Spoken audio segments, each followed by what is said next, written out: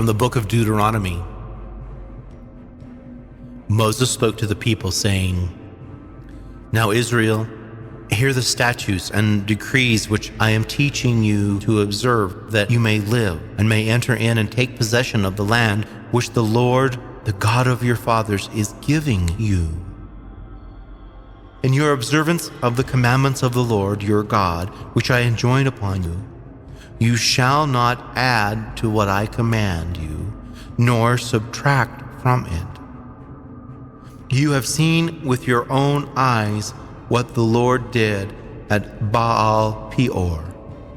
The Lord your God destroyed from your midst everyone that followed the Baal of Peor. But you who clung to the Lord your God are all alive today.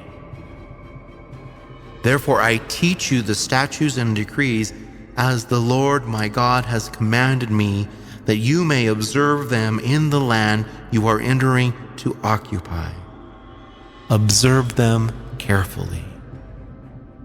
For thus will you give evidence of your wisdom and intelligence to the nations, who will hear of all these statutes and say, 'This great nation is truly a wise and intelligent people.'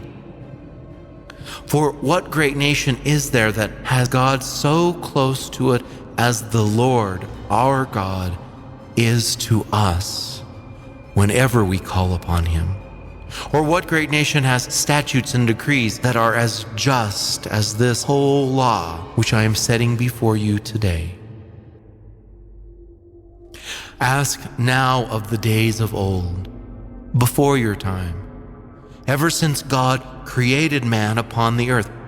Ask from one end of the sky to the other, did anything so great ever happen before? Was it ever heard of? Did a people ever hear the voice of God speaking from the midst of fire as you did and live? Or did any God venture to go and take a nation for himself from the midst of another nation by testings, by signs and wonders, by war with his strong arm and outstretched arm, and by great terrors, all of which the Lord your God did for you in Egypt before your very eyes? All this you were allowed to see, that you might know the Lord is God, and there is no other. Out of the heavens he let you hear his voice to discipline you. On earth he let you see his great fire, and you heard him speaking out of the fire. For love of your fathers he chose their descendants and personally led you out of Egypt by his great power, driving out of your way nations greater and mightier than you, so as to bring you in and to make their land your heritage, as it is today. This is why you must now know and fix in your heart that the Lord is God in the heavens above and on the earth below, and that there is no other.